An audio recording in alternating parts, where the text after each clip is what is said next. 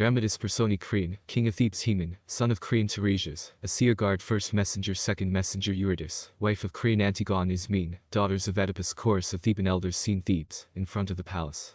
Enter Antigone and Ismene. Antigone Ismene, mine own sister, dearest one, is there, of all the ills of Oedipus, one left that Zeus will fail to bring on us, while still we live.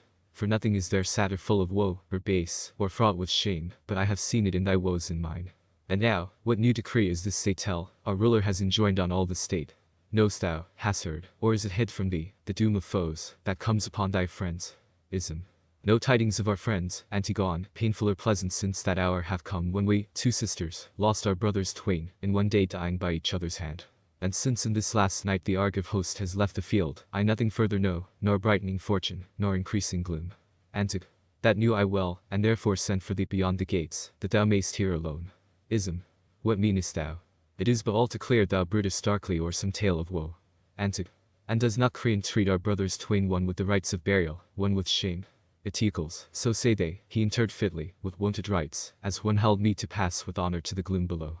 But for the corpse of Polynices, slain so piteously, they say, he has proclaimed to all the citizens, that none should give his body burial, or bewail his fate, but leave it still unsepulchred, unwept, a prize full rich for birds that scent afar, their sweet repast.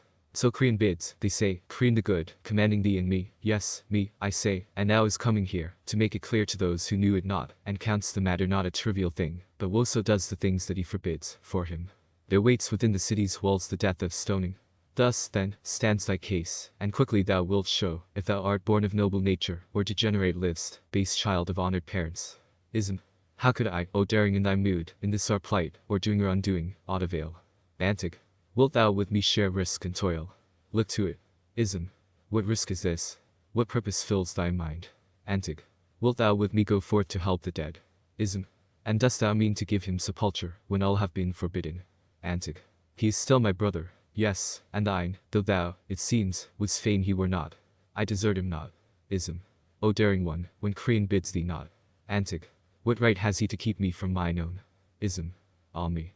Remember, sister, how our sire perished, with hate o'erwhelmed and infamy, from evils that he brought upon himself, and with his own hand robbed himself of sight, and how his wife and mother, both in one, with twist and cordage, cast away her life, and thirdly, how our brothers in one day in suicidal conflict trod the doom, each of the other.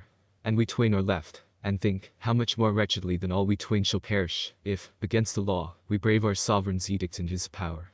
For this we need to remember, we were born women, as such, not made to strive with men. And next, that they who reign surpass in strength, and we must bow to this, and worse than this. I, then, entreating those that dwell below, to judge me leniently, as forced to yield, will hearken to our rulers. Overzeal enact a word, but little wisdom shows. Antig. I would not ask thee. No, if thou shouldst wish to do it, and wouldst gladly join with me. Do what thou wilt, I go to bury him, and good it were, this having done, to die. Loved I shall be with him whom I have loved, guilty of holiest crime. More time have I in which to win the favor of the dead, than that of those who live, for I shall rest forever there. But thou, if thus thou please, count as dishonored what the gods approve. Ism. I do them no dishonor, but I find myself too weak to war against the state. Antig. Make what excuse thou wilt, I go to rear a grave above the brother whom I love. Ism. Ah, wretched me, how much I fear for thee. Antig. Fear not for me. Thine own fate guide aright. Ism. At any rate, disclose this deed to none, keep it close hidden. I will hide it too. Antig. Speak out. I bid thee. Silent, thou wilt be more hateful to me than if thou shouldst tell my deed to all men. Ism. Fiery is thy mood, although thy deeds might chill the very blood. Antig. I know I please the souls I seek to please. Ism. If thou canst do it, but thy passion craves for things impossible. Antig. I'll cease to strive when strength shall fail me. Ism. Even from the first, it is not meet to seek what may not be. Antig. If thou speak thus, my hatred wilt thou gain, and rightly will be hated of the dead. Leave me and my ill counsel to endure this dreadful doom.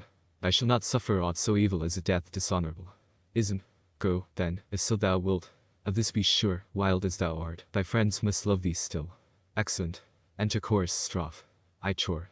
Ray of the glorious sun, brightest of all that ever shone on Thebes, Thebes with her 7 high gates, thou didst appear that day, eye of the golden dawn, or jerk streams advancing, driving with quickened curb, in haste of headlong flight, the warrior who, in panoply of proof, from Argos came, with shield as white as snow, who came to this our land, roused by the strife of tongues that Polynices stirred, Shrieking his shrill sharp cry, the eagle hovered round, with snow-white wing bedecked, begirt with myriad arms, and flowing horsehair crests.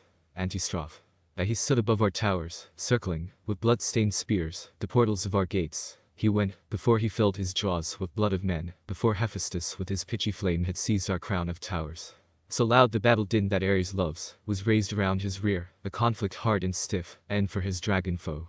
For breath of haughty speech Zeus hateth evermore exceedingly, and seeing them advance, exulting in the clang of golden arms, with brandished fire, he hurls them headlong down, in act, upon the topmost battlement rushing, with eager step, to shout out, victory. Strophe. Too crashing to earth he fell, who came, with madman's haste, drunken, but not with wine, and swept o'er us with blasts, the whirlwind blasts of hate.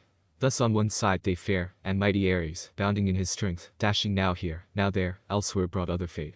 For 7 chief warriors at the 7 gates met, equals with equals matched, to Zeus, the lord of war, left tribute, arms of bronze. All but the hateful ones who, from one father and one mother sprung, stood wielding, hand to hand, their doubly pointed spears. They had their doom of death, in common, shared by both. Antistrophe. 2 But now, since victory, of mightiest name, hath come to Thebes, of many chariots proud, joying and giving joy, after these wars just past, learn ye forgetfulness, and all night long, with dance and voice of hymns, let us go round to all the shrines of gods. While Bacchus, making Thebes resound with shouts, begins the strain of joy, but, lo! The sovereign of this land of ours, Creon, Menocius' son, he, whom strange change and chances from the god have nobly raised to power, comes to us, steering on some new device, for, lo! He hath convened, by herald's loud command, this council of the elders of our land. Enter Creon. My friends, for what concerns our commonwealth, the gods who vexed it with the billowing storms have righted it again. But I have sent, by special summons, calling you to come apart from all the others. This, in part, as knowing ye did all along uphold the might of Laius' throne, in part again, because when Oedipus our country ruled, and, when he perished, then towards his sons, ye still were faithful in your steadfast mind. And since they fell, as by a double death, both on the self-same day with murderous blow, smiting and being smitten, now I hold their thrones and all their power of sovereignty by nearness of my kindred to the dead. And hard it is to learn what each man is, in heart and mind and judgment, till one gains experience in the exercise of power. For me, war is called to guide his state, and does not catch at counsels wise and good, but holds his peace through any fear of man. I deem him basest of all men that are, of all that ever have been, and war is worthier than his country counts his friend. I utterly despise him. I myself, Zeus be my witness, who beholdeth all, will not keep silence, seeing danger come, instead of safety, to my subjects true. Nor could I take as friend my country's foe, for this I know, that there our safety lies, and sailing in her while she holds her course, we gather friends around us. By these rules and such as these will I maintain this state. And now I come, with edicts close allied to these in spirit, for my subjects all, concerning those 2 sons of Oedipus. Eteocles, who died in deeds of might illustrious, fighting for our fatherland, to honor him with sepulture, all rites duly performed that to the noblest dead of right belong. Not so his brother, whom I speak of, Polynices, who, returned from exile, sought with fire and sword to waste his father's city, and the shrines of gods, yea, sought to glut his rage with blood of men, and lead them captives to the bondslave's doom. Him I decree that none should dare entomb. That none should utter wail or loud lament, but leave his corpse unburied, by the dogs and vultures mangled, foul to look upon. Such is my purpose. Ne'er, if I can help, shall the vile share the honors of the just, but whoso shows himself my country's friend, living or dead, from me shall honor gain. Chore. This is thy pleasure, O Menocius' son, for him who hated, him who loved our state, and thou hast power to make what laws thou wilt, both for the dead and all of us who live. Creon. Be ye, then, guardians of the things I speak. Chore. Commit this task to one of younger years. Creon. The watchmen are appointed for the corpse. Chore. What duty, then, enjoinest thou on another? Creon. Not to consent with those that disobey. Chore. None are so foolish as to seek for death. Creon. And that shall be his doom, but love of gain hath oft with false hopes lured men to their death. Enter guard. I will not say, O king, that I am come panting with speed and plying nimble feet, for I had many halting points of thought, backwards and forwards turning, round and round. For now my mind would give me sage advice. Poor wretch, and wilt thou go, and bear the blame? Or, dost thou tarry now? Shall Creon know these things from others? How wilt thou escape? Resolving thus, I came in haste, yet slow, and thus a short way finds itself prolonged, but, last of all, to come to thee prevailed. And though I tell of naught, thou shalt hear all. For this one hope I cling to steadfastly, that I shall suffer nothing but my fate. Creon. What is it, then, that causes such dismay? Guard. First, for my own share in it, this I say, I did not do it, do not know who did, nor should I rightly come to ill for it. Creon. Thou tack'st good aim and fencest up thy tale all round and round. 'Twould seem thou hast some news. Guard. Yea, news of fear engenders long delay. Korean. Tell thou thy tale, and then depart in peace. Guard. And speak I will. The corpse, someone has been but now and buried it, a little dust o'er the skin scattering, with the wonted rites. Korean. What say'st thou? Who has dared this deed of guilt? Guard. I know not. Neither was there stroke of spade, nor earth cast up by mattock. All the soil was dry and hard, no track of chariot wheel, but he who did it went and left no sign. But when the first day's watchman showed it us, the sight caused wonder and sore grief to all, for he had disappeared. No tomb, indeed, was over him, but dust all lightly strewn, as by some hand, that shunned defiling guilt, and no work was there of a beast of prey or dog devouring. Evil words arose among us, guard to guard imputing blame, which might have come to blows, for none was there to check its course, and each to each, appeared the man whose hand had done it. As for proof, that there was none, and so he scaped our ken. And we were ready in our hands to take bars of hot iron, and to walk through fire, and call the gods to witness none of us had done the deed, nor knew who counselled it, nor who had wrought it. Then at last, when naught was gained by all our searching, someone says, what made us bend our gaze upon the ground in fear and trembling, for we neither saw how to oppose it, nor, accepting it, how we might prosper in it.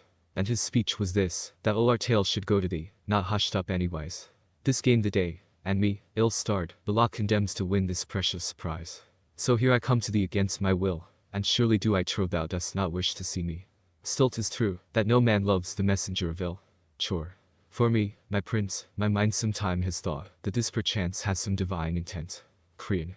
Cease thou, before thou fillest me with wrath, lest thou be found a dastard and a fool. For what thou say'st is most intolerable, that for this corpse the providence of gods has any care. What? Have they buried him, as to their patron paying honors high, who came to waste their columned shrines with fire, to desecrate their offerings and their lands, and all their wonted customs?